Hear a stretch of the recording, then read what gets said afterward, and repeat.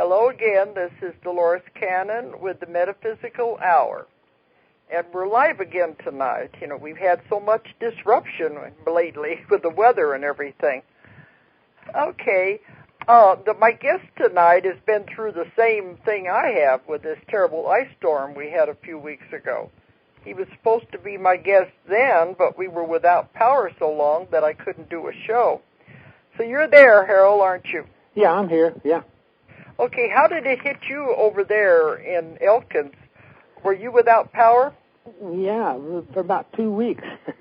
2 weeks? Almost out there. Yeah, we have Ozark Electric, and yeah, we were really, well, now, you know, I live in town in an apartment, but my family, you know, son and daughter lives out there.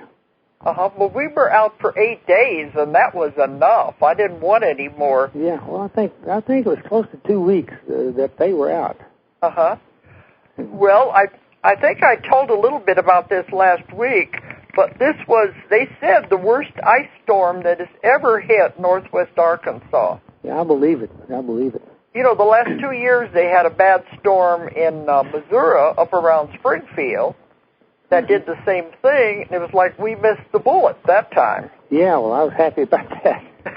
This time we didn't. I mean, we had trees and limbs and big trees knocked down on my place, too. Yeah. And in town, everything, it looked like a war zone. Yeah, but it was beautiful with the ice hanging on those limbs and when the sun But I kept saying, it's beautiful, but it's deadly. Oh, it's devastating to the trees around here. Well, also they said the power was out because not only the lines broke, but the poles broke. Oh, yeah. And they had to bring people in from all the other electric companies to help. Yeah. But one time, I think at the beginning, they said they had to replace over 7,000 poles. My goodness, I didn't know that many. I think it's more than that by the time they got done. They said in Green Forest, all the poles were broken. My goodness. And so that's why one of the reasons it's taken so long to get back on track. I guess Kentucky had it even worse than we did. That's what they said. The same storm moved over that way. Yeah. Mm-hmm. But I don't want any more of that anyway. At least we got our power back, but we're still trying to get the trees back in shape and all the debris carried away. Oh, yeah. Yeah. But you didn't have any damage then to the houses or anything? No, my a tree fell on my granddaughter's car. So, but it didn't do a heck of a lot, but it did do some damage. Well, I had a big tree in front of my house, had 3 trunks, and one of them broke off. Mm-hmm. And I heard it in the middle of the night, this big crash. Yeah. Because it was a big tree. And I was thinking my car was parked under that tree. But the way it fell, the limbs held it up. So it just made like a little canopy over the car. Well, that was good. So it didn't hurt it. Now, this reminded me, I was, I'm retired from the Army, but, there's a song out that says, the night the lights went out in Georgia. I was in Georgia when the lights went out, and that was in 72, I guess. And we were without power, and this just reminded me of that storm. And it was just breaking down a lot of pine trees down there. And it was just in my yard in my lot I had down there was 37 pine trees, and it just broke limbs off of all of them. So this reminded me of that. Yeah, because the weather has been very strange, because last year we had the terrible floods here, the worst floods they've ever had, and now we have the worst ice storm. Yeah. Then the other night we had tornadoes popping around, so yeah. Mm-hmm. I don't know, weather is really strange. Well, you know what I think? They have this kind of stuff.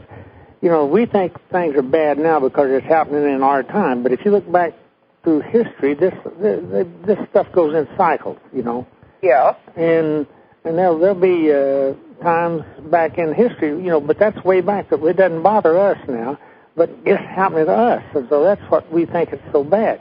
But I don't think it's probably any worse than what's been happening in the past every few years. Yeah, down through time. Yeah. Mm-hmm. Okay, before we go any further, I want to give out the toll-free number. I forgot to do that. Okay. Okay, the toll-free number for anyone who wants to call in tonight and ask Carol questions is 877-876-5227. 877-876-5227. Now, Harold McCoy and we have been friends for, it must be close to 25 years now. Yeah.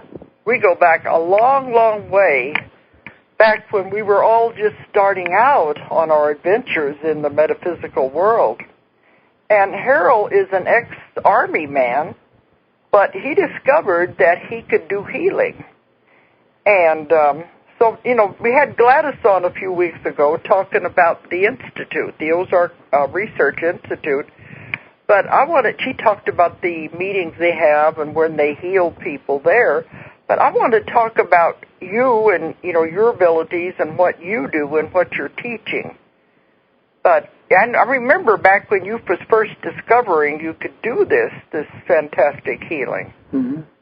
You want to go back that far and tell about how you discovered you could do it? Well, first of all, I started out as a dowser, and probably most people know what dowsing is. Yeah. And dowsing has to do with the mind phenomena. I mean, if you take a forked stick and you walk over the ground looking for an underground flowing vein of water, and that stick goes down, there's always water there. There's a vein of water there. Yeah. And I've dowsed dozens of wells successfully. And I spent 24 years in the Army, and I was in military intelligence. And this dowsing thing just intrigued me. What is this power pulling down? In the military, you get a little piece of the puzzle here, a little piece there, and a little piece there, and you try to build a picture around the whole, whatever problem you're working on. Yeah. And so I started trying to build a picture around to figure out how dowsing works, And I come to the conclusion that it's all mind phenomena. It's, everything in the universe is known someplace, and all we have to do is tap into that knowledge, and it's just the reason, I think most everybody can do that. I think everybody can do that if they can get away from the doubt and the ego and all that and just do it. I think I could teach anybody in the world how to douse, and I think I can teach anybody in the world how to do healing work. Yeah, because you're having classes now all over the world, aren't you? Yeah. And you're having wonderful results with them, too, from what I've heard. Yeah, in fact, we might get to it later, but I just, in November, went to Taiwan, and I speak to big groups. One of the biggest groups I spoke to was 2,500 people. That's what I heard. That was the largest crowd you've had, wasn't it? Less than most people at one time I've ever spoken to, and that was just absolutely thrilling. It was wonderful. And those people were so attentive. They were just absolutely, just a wonderful bunch of people. But anyway. Did you speak with the translator there? Yeah, I had a translator. Because they want me to come to Taiwan, too. Oh, yeah? Because my books are now translated there. My publisher is in Taiwan, and several of my books are in Chinese now. Well, that'd be wonderful, Dolores. They're just a wonderful bunch of people, and they're interested in all that stuff, and you would just have such a great crowd. Well, I hope I could even have half as much as you did. Well, I tell you, it was. But it was wonderful. The lecture you gave was mostly about the healing? Yeah, and mind phenomena. In my lectures, I do 2-day workshops, too. And I did a 2-day workshop in Taiwan. I talk about, the power of the mind. How that's what does the healing, and that's what does the dowsing. And that's what, you walk across the ground and you can find an underground flowing vein of water, but I can take a map and douse that map and mark the spot on the map where the water is on the ground, Mm-hmm. And that's I just call that mind phenomena. And I remember back when we first knew you, when we first met you and everything, that you found water for this little town near here where they needed water real bad, and they couldn't find any. It was so expensive to drill wells, and you found water for them. Yeah, they'd used all their budget to try to find water, and they couldn't find any. So I just went out and found a place to drill, and they had just the most abundant water you've ever seen. But if I remember right, the mayor of the town didn't want to give you credit for it. Yeah, well, anyway. Because they don't want to really, I guess they're afraid people will think they're working with the devil and all of that. Yeah, and he was I think a minister too. The mayor was also a minister. So he's not about to admit that these things exist. But the funny thing about that was, I found it, and then he was just sort of in disbelief, and I said, "Here, hold a stick." Showed him how to hold a fork stick. And I said, just think of water and walk across there like I did. And he walked across there, and that stick pulled down and just about scared him half to death. I bet it did. But it's hard to make a believer out of some of these people. Oh, yeah, it is.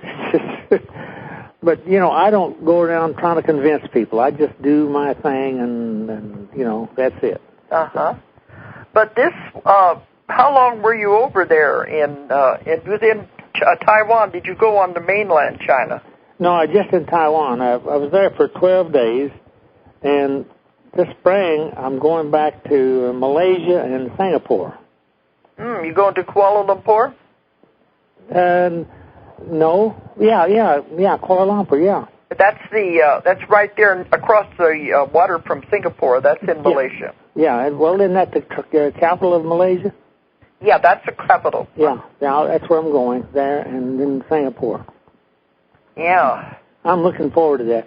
It'd be interesting, too. You might be interested to know how I got hooked up with all these Chinese. I done a workshop in Santa Barbara, and there's some Chinese people in that workshop.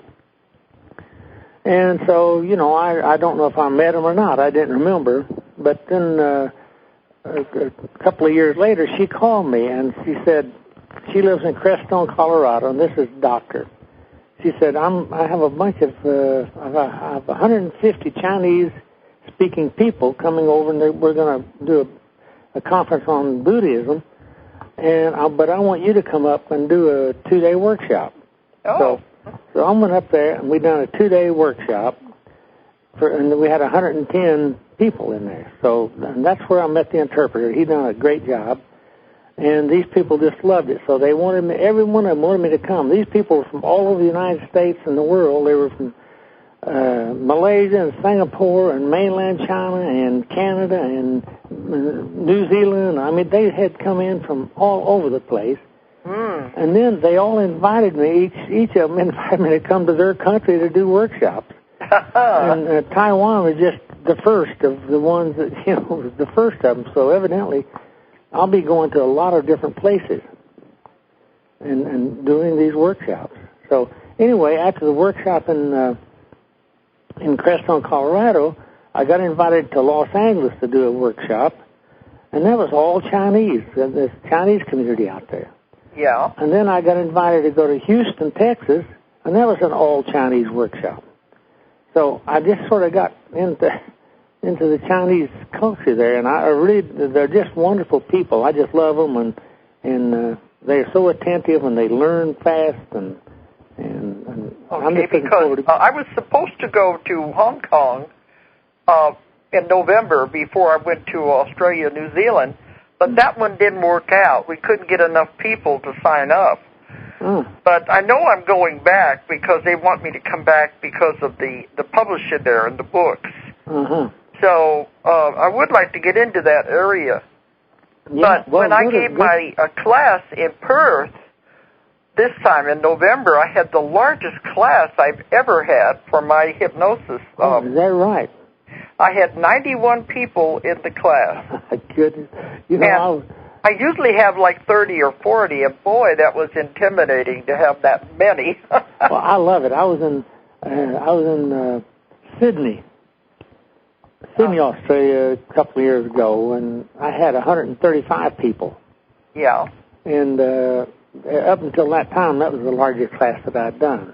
Yeah, well, I've had more lectures, but this was a class, and in the class were some men from Japan. Mm-hmm. So they're talking about wanting me to go to Japan and do a class.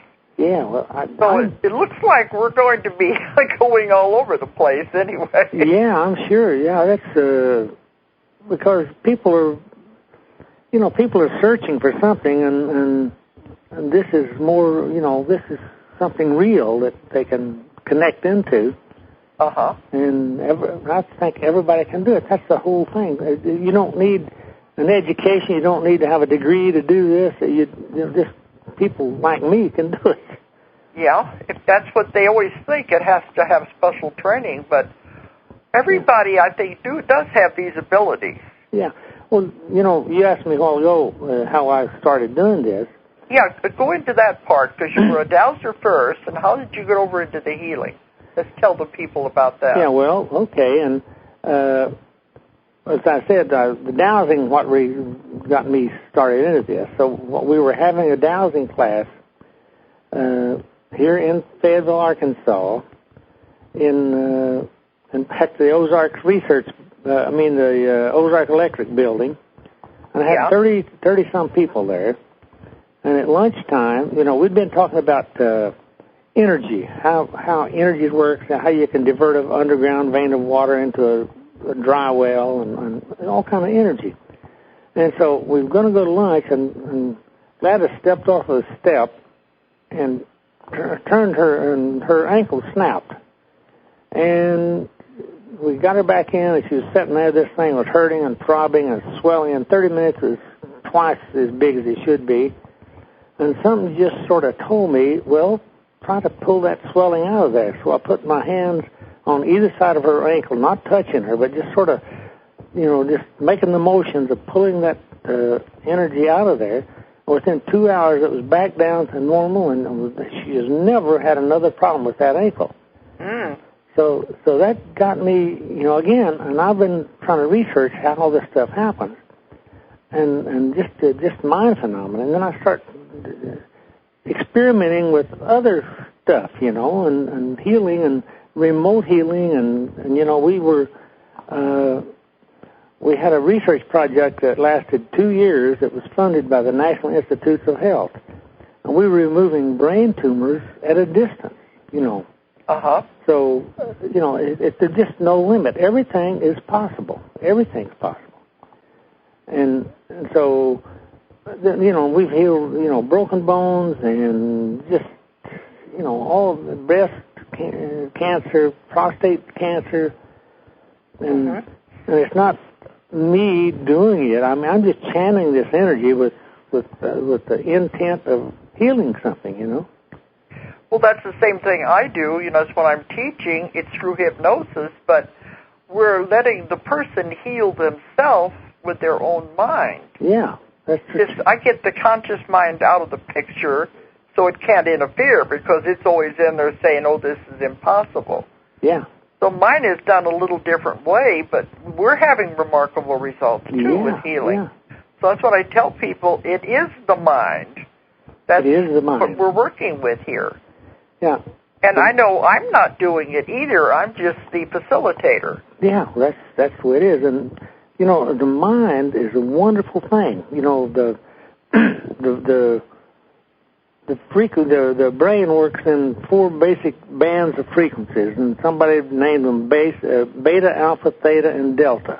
Yeah. And, beta frequencies, like from 14 to 26, that's when you're totally alert. You're analytical, that's when you're alive and you're supposedly awake anyway. Yeah, awake. Because I work with these same frequencies. Oh, yeah, I know you do. Beta is when you're supposed to be, you think you're awake and functioning anyway. And then alpha, of course, is from that band of frequencies from 7 to 14, and that's kind of when you're in a daydream state. And meditation falls in there. Yeah, and then theta, that band of frequencies is from 3 to 7 cycles per second, and that's when you're in sleeping, and that's when you're dreaming. That's when you have rapid eye movement. That's the only frequency that you dream in, from 3 to 7 cycles per second, or hertz per second. See, that's the frequency that I work in. I work in theta. Yep, that's true. And then delta is from a half hertz to 3 hertz. And that's just when you're absolutely zonked out. But I think what happened in delta for me is when I'm sending healing remotely, I think that goes from out in delta. I think that's the delta frequency that sends that to wherever I'm trying to send it to. You think that's the one you're operating with and using? Yeah, I believe it is. Because I work with the theta energy. Yeah. So you're working with one below that then. Yeah, well, both of those frequencies is pretty deep. And, in fact, that's when the body heals itself, you know. And the body heals itself in theta and delta. Uh-huh. And so... That would make sense because that's where I work, and the body is doing the healing while they are in that deep level. Yeah, well, the reason I know that that I'm in delta when I'm doing that, you know, we have a brain mapper here at the Ozark Research Institute. Yeah, I was going to say that. You're able to measure these brain waves, aren't you? Yes. Mm-hmm. Uh-huh. And so I know when I'm sending out, because I've done that. I've had that this brain mapper it's like a skull cap, but it's got 21 sensors. And at any point in time, I can tell what frequency the brain's working in, or what if it's in beta, alpha, theta, or delta. Yeah. And so when I'm actually sending healing energy out, I'm in delta. But, you know, I don't care how deep you get, your beta, you still have a 5 or 10% of that beta. That's your survival thing. You can be in a deep trance, but if something dangerous happens, beta will wake you up right away. Yeah. And you've also told me that you don't go completely out because you're still functioning and you're aware of what's going on. Yeah, I'm still conscious in that 5 or 10% of the beta, you know. Yeah. And that's where the visualization, I believe that's where the visualization is. Yeah. Now, I've never proven that, but I mean, that's my belief that you do the visualization in beta, and then it just sort of goes on down and goes out in delta. Uh-huh. It's just kind of like radio waves, you know. If you turn on your radio, well, that transmitter might be transmitted at 100 megacycles, but when it hits the radio antenna, there's a step-down transformer that gets it, a couple of them, that gets it down to audio so you can hear it with your ears, you know. Yeah. And I think that's kind of how the brain works. Well, you know, that's what I think, you know, we don't really understand this, but we're still experimenting with it, and we're learning more all the time. We're just scratching the surface. Yeah. Because in my work, I keep finding more and more information that comes. Mm-hmm. I don't do just the healing. I'm also finding lost information and new information.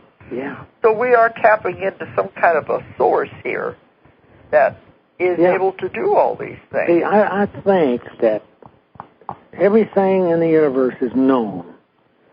And I believe that every person in the universe knows everything, but we just can't, we just can't get into that. We just can't access it. It's there. It's there in our subconscious someplace, but we just can't access it. And that's what meditation does. You know, we don't use 10% of our brain anyway. I was going to say that.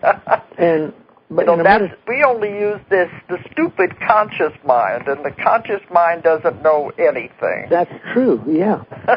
It gets all clogged up with unuseful information.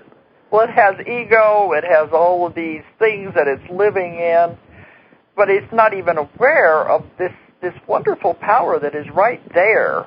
Yeah, but that's what meditation does. It widens your knowledge. It widens your ability to conceive or to access that. You know, like we can only see our 5 senses. That's all we have. You know, your sight, your hearing, your touch, and your feel, all that. But if you're in a meditative state, you can expand that out to other dimensions, I think. Yeah. Because we think we only have the five senses, but there's so much more. And I'm finding it in my work, and you are too. Yeah. It's that we tap into that bigger part of ourselves. Like you said, all knowledge is there. Yep. And we can tap into it. That's once true. we remove the conscious mind interference. Yeah, that's the main thing. Get that conscious mind out of the way. Yeah, and that's what I do with hypnosis. It's the same thing. I just relax until I get the conscious mind out. Then we can go to the part that actually does the healing and has all of the answers. That's true. Yeah. Yeah. So, we are working on the same things. And, it's funny, we both started out at the same time. Yeah. Neither one of us knowing what we were doing. That's right. I still don't know what I'm doing. I know. We've come a long way since then, anyway. Yeah, and it's so much fun. I tell you, some of my, and I'm sure you have the same thing, some of the workshops that I do, the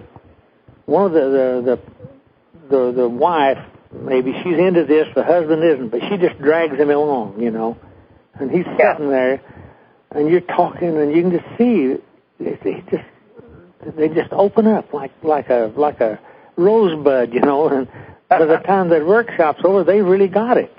Mm-hmm. And I really like to see that. That's really, really amazing. And I know when I took yours way back in the beginning, and you have a way of making it simple to understand, too. Yeah, well, that's the only way I could do it. If it was difficult, I wouldn't be able to do it, I'm afraid. Mm-hmm. Let's tell people the story. I always liked that story you tell was one of the first cases you ever had of the little boy in England with the cleft palate. Oh, yeah. Well, that was very beginning, wasn't it? Yeah, that was the first remote healing that I ever done. Yeah. And, you didn't know what you were doing, but you did it anyhow. Yeah, and I didn't know what I was doing. When you start doing this kind of work, if you just open up your lid, I mean, it just sort of flows in. Yeah. But anyway, my son was in the Air Force, and he was in England, and we talked every week, and I talked to him one week, and he'd met this young English girl there that had an 18-month-old son, and this little boy had been born with a cleft palate. And so he was telling me about it, and they have socialized medicine over there, so from the moment the kid was born, they knew they're going to have to go in there and do an operation one of these days to close that hole up. And so he called me one Saturday and said he really felt sorry for that little boy because they'd taken him to the doctor this past Thursday, and they'd examined him and said it's time to go in and fix the cleft palate. Yeah. And he said, and they made an appointment to do it next Thursday, but he said the way they do it here, they will, they'll get the little boy, they'll deaden that, where they're going to do this, where they're going to repair that thing, and they'll sew it up, and it's such a, it's really. In other words, they don't want him to put his tongue up there and push the stitches out. Yeah. So they sew his tongue over to his cheek, and they tie his hands to the bed so he can't get his finger up there. And they do that till the deadening wears off, till the stuff that they deadened it with wears off. And I thought, good Lord, that kid's going to be traumatized for his whole life, And so I just went in there and sat down in my chair. This was on a Saturday. You said you felt sorry for him, even though you'd never met this child. Oh, yeah. He was just an 18-month-old kid, and I love kids, and I just don't like to see them mistreated, And anyway, I just, in my mind's eye, I was just feeling sad for him, and I guess I just dropped into a meditative state, and I just had, he was in Banbury, England, and I'm here in Arkansas. Yeah. And all of a sudden, I found myself sitting on his lower front teeth, looking up at the hole. Just had no idea how I got there. And I started saying things like, this child's system will produce the proper cells to fill up this hole. And in my mind's eye, it looked like the hole was getting smaller and smaller and smaller. Well, I did that. That was on Sunday, and Sunday, Monday, Tuesday, and Wednesday, and they're going to do the operation on Thursday. So by Wednesday, in my mind's eye, that hole was completely closed up. So my son called me back on Saturday, and I said, "Hey, how'd the operation go?" He said, "That's the weirdest thing I've ever seen." He said, "We had taken him in the previous Thursday, and they examined him and said it was time to do the operation. And then when we took him in this last Thursday, we were checking him in there at the desk.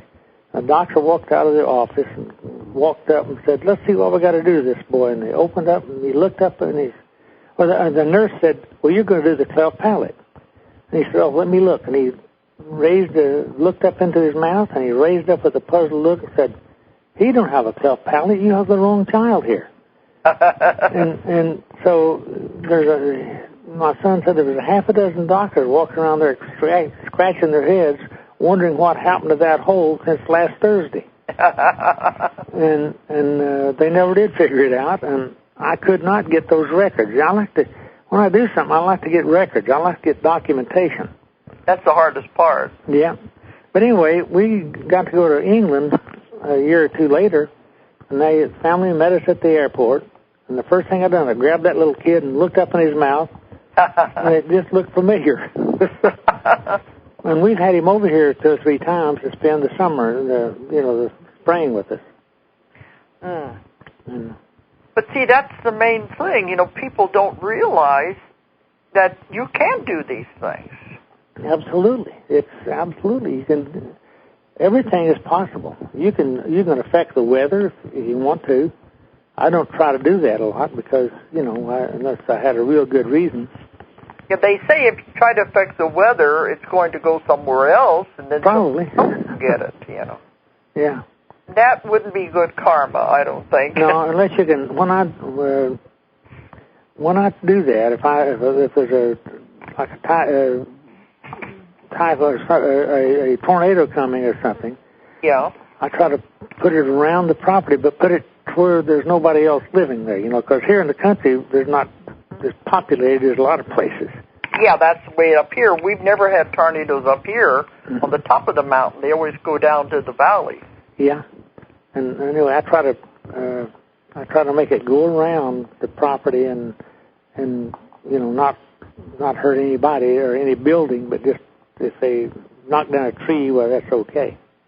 But in my work too, is when I found that you can talk to your body. Even a person can do this by themselves. You can talk to your body. That's true. Yeah. And they said your body really likes for you to talk to it and acknowledge that there's. Yeah. Well, I was told it's like you have a universe within your own body. Yeah, every cell is a different, And that you can talk to these cells. You can talk to the organs. Mm-hmm. You can tell them you're doing a wonderful job. I appreciate everything you're doing. You're a good heart. You're a good liver, or whatever it is, and you're working just perfectly. And I really appreciate. Yeah. That sounds like there's a color, I think. But I want to finish that. But you can talk to your body, and I think when you do that, you are the voice of God to your own body. True, and if you can convince your subconscious mind of that, that's the way it's going to be. Okay, let's see. Seth, was there a caller there? Yeah, hi, this is Althea, Dolores. I turned onto your show about 15 minutes ago, and I heard this male voice, and I instantly knew it was Harold McCoy. I met you once in Colorado, actually Castle Rock, at a store called Whispering Winds, and I stood next to you, and your energy was so high, so clear. I instantly knew that you were on the money. You knew what you're doing and having some fun at it. I experienced a bit of a healing through you, and I just, just that brief encounter, I just had to say, gosh, it's good to hear your voice. Well, thank you very much. And, thanks for remembering. Yes, you bet. And, you're so unassuming when you meet you, and you pack a powerful punch. I'm so glad you are interested in doing the work. And Dolores, I met you at the International New Age Trade Show. You had already given out your books, and I had, subsequently ordered your books through you, your Convoluted Universe Book 2 and 3. And I got to tell you, I wish you could pack more punch. The stuff that you're writing, it's like it not only opens my mind, but it doesn't stretch it far enough. We need you to do more. Well, now, I did not write that book, but... No, Dolores did, and her Dolores books... did, yeah. Her books, everybody I talk to who's reading them, we want more of it. It's kind of like you finish the book and you wish you wouldn't have read so fast. Yeah, and they're big books, too. They're huge, and, I guess, if you could ever talk to whoever you're talking to, just say, okay, people really, really, really want more. But don't hold back is what I'm saying. Okay, we'll appreciate everything you said then. You bet. And I have one question for Harold. Harold, I'm about to, jump off that cliff and make a move to find some soul family, some like-minded community, and I'm really struggling with self-worth issues in terms of I want it, but it seems like such a leap that I'm not sure if I'm holding myself back, like the place hasn't come to me. Yeah, well, if you're trying to program something to happen, if you're trying to get something to happen, you have to really be sure that that's exactly what you want. Yeah, be careful what you ask for. You might get it. Yeah, that's right. Like I've helped people sell houses, sell real estate. Right. And sometimes they want to sell it, but they're so attached to it that they can't release it. Oh, no, sir. Since December, I have been working on this home to change the colors for the potential buyer that's coming in. I am ready to let this home go. That's not the issue. The issue is bringing in what I want. It's like finally being set free to choose what I want, and now that's a bit scary. It's like if I was given $1 million, it'd be easy for me to pick my place, and I'm thinking, okay, money aside, because I don't have that, what do I really need? Yeah.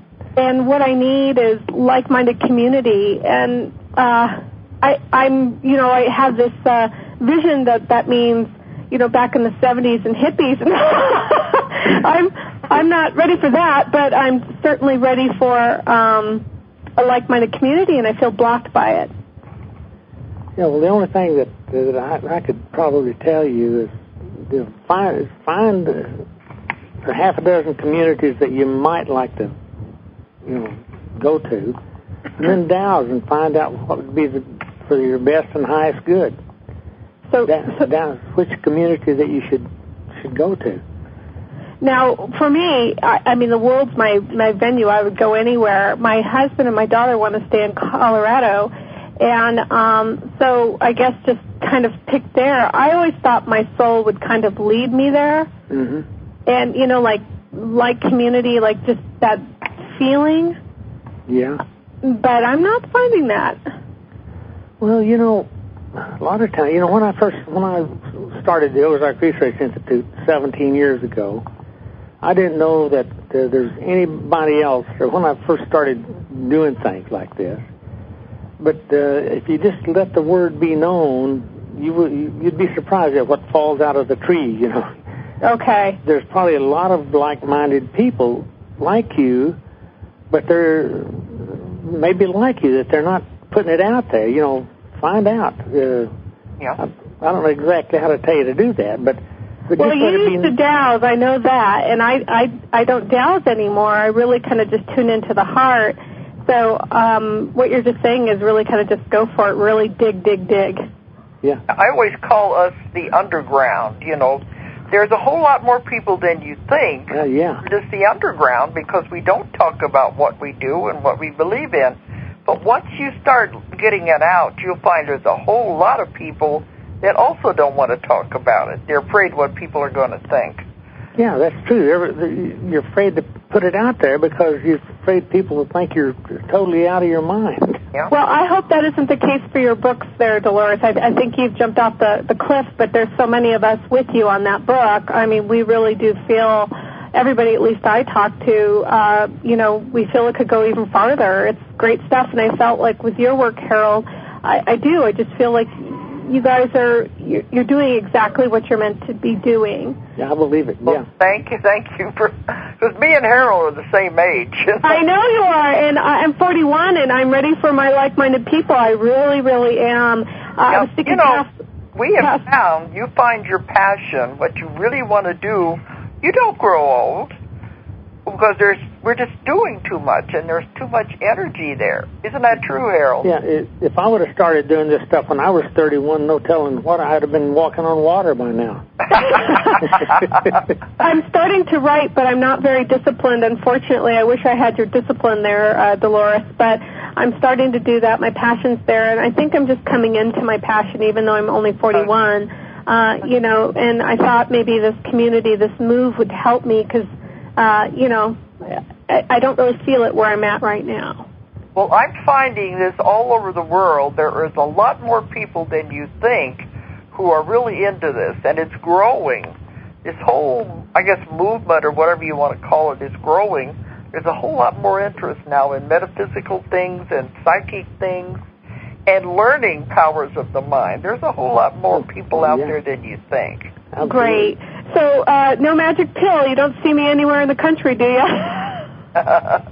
Tell you, I don't know if you meditate or not, but to me, meditation is the most important thing I do. So, in a case like yours, meditate and just visualize. See yourself getting in a community. Just play it like you would like to see it happen, and just do that over and over, and it'll happen. All right. Thank you. It's a law of the universe. If you can visualize it and put detail into it, it has to happen. That's the law of the universe. And I'm going to do it. I appreciate you, too. Okay. All right. Thank you for calling in. Bye-bye. Bye-bye. Bye. Okay, see, Harold, sometimes you never know, but it makes a little beep when somebody does call in like that. Yeah. But, I know... Well, I talked to Gladys about the founding of the Institute and how you got into all that, but you were doing a lot of healing for many years before you even started the Institute. Wasn't that true? Yeah, I founded that 17 years ago, but I've been doing this work for at least 25 years. Yeah. So that's about how long I've known you. Yeah, that's true. We used to go to that Thursday night meditation group together. There's another caller. Okay, we have to stop at 5 till, so I'm watching the clock. Okay, who's there? Okay, this is Nick, and I'm calling from Costa Rica. Can you hear me? Yeah, you're a little soft, but go ahead. Okay, I'll try to speak louder. You're louder now. They must have turned you up. Yeah, go ahead. Okay. I heard you say about selling houses. I'm trying to sell mine and hoping that maybe somebody may have already come along that might buy it. It's kind of important because not only will it help me, it'll help other people, too, that I can help if I sell this and get the money. Right now, the real estate market is pretty bad, you know. Well, in Costa Rica, it's still pretty good. It is failing somewhat, but... I'll tell you how I sell houses. I've sold several of them. I don't know if you meditate or not, but again, in a meditation... Yeah, I do. Not as regular as I should, but I do. Just sit in your house there, comfortable, get in a meditative state, and just visualize. And I use a thought form pyramid. Just see this pyramid form over your house, 4-sided pyramid. Mm-hmm. Now, as the sides of that pyramid goes up, it also goes down. So you're sitting in the middle of in a mirror image of that pyramid. One's over your head and one's underneath you. And you can visualize that. I see what you mean. Yeah, one is reversed, the one on the bottom. Yeah. Mm-hmm. Mm-hmm. And you see this beautiful energy. These walls of this pyramid are opaque. They're just energy. They're almost clear, but you can't quite see through them. And they just go up, and they form the capstone on top of that pyramid is, I just visualize a golden capstone. You know, in ancient times they put the best stone available is the capstone to seal the thing off. Right. Well, I put a golden flashing capstone on there, and that's a thought form. You program that anybody that's interested and has the financial backing to buy a house of that type, their subconscious will pick up this signal you're sending out through this capstone. And it's this pyramid is fairly big. It's at least as big as your lot, the baseline of it anyway. So when somebody comes to look at the house, they come through that energy field, and it just feels wonderful. They just don't want to leave. It's just it's just a way to get people in there. And I've sold a lot of houses. I've sold automobiles that way. You know, I've done used car lots that way. I've done restaurants that way, and you can just put a good thought form energy field there. You'll sell that house. I've sold houses within the weekend. Okay, so I would have this double pyramid, and I would be in the center of it with the house in the center. You mean? Yeah, with the house. Yeah, be in the house and be in the house in the center, and just visualize that thing coming up. You know, and if you need to see, you could get a book and see what a pyramid looks like. Oh, I know. And then you can visualize it. And then what I like to do, when I got the thing built, I like to zoom up, way up, in my mind's eye. I'm looking down on it, and it just looks beautiful. And then I'm, come back down. Then I just see people coming in that wants to buy that house. You almost could put it up, auction it off, and you'd get a good deal. But you're attracting them in that way. Yeah, you're just bringing them in, and they're just going to love the energy inside there. Yeah, well, the fellow that came a couple days ago is interested, and I happened to go to the mall today, and the darndest thing, I almost ran into him walking down, and it's a big mall, and, we started talking a little bit, and he walked on, but I think that's quite a lot of synchronicity there, Yeah, not sure. a coincidence. Yeah. So, just build that pyramid and just see it happening, and do it with confidence and faith, and it has to work. That's the universal natural law. Yeah. One other thing I'd like to say, do you know anything about orbs? I get a lot of orbs in here, and my son takes pictures, and I usually can tell when they're around because I'll get flashes on the bottom of my eyes, on the mind's eye, on the bottom. Yeah. I have a wonderful picture of one, and I don't know what they are. Yeah, I know. I've seen pictures of them. I'm not an expert on those things, though, but I think very interesting. The information I've got on orbs is that they are energy. Yeah, I wonder if one's my father. I don't know. I've got a wonderful picture of one that shows so much energy around it, and it's definitely not dust. My son took several pictures, one right after another, and that's the only flash it was in. And anyway, okay, I will get off because it's give somebody else a chance. I have a lot of health issues, but I won't even bother with that.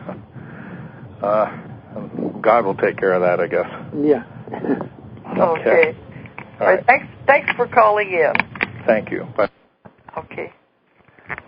One thing I've found with the orb pictures, I think, people are sending me in so much. I think with the new cameras, the film and everything, we're capturing things that have always been there. We just couldn't see them before. Yeah. That's what I'm thinking. Yeah, I named some really remarkable things. There's a guy here in Fayetteville that really is interested in orbs. So he goes out at night and just flashes the camera. And he was at one of the national Confederate, Civil War cemeteries here. There's another caller. Go ahead. Well, we're going to have to watch this because get to 5 till, we're going to have to stop. Yeah. Go ahead. Whoever's there. Hey, this is James. I actually live right here in the area. I live in Siloam Springs. Oh, okay.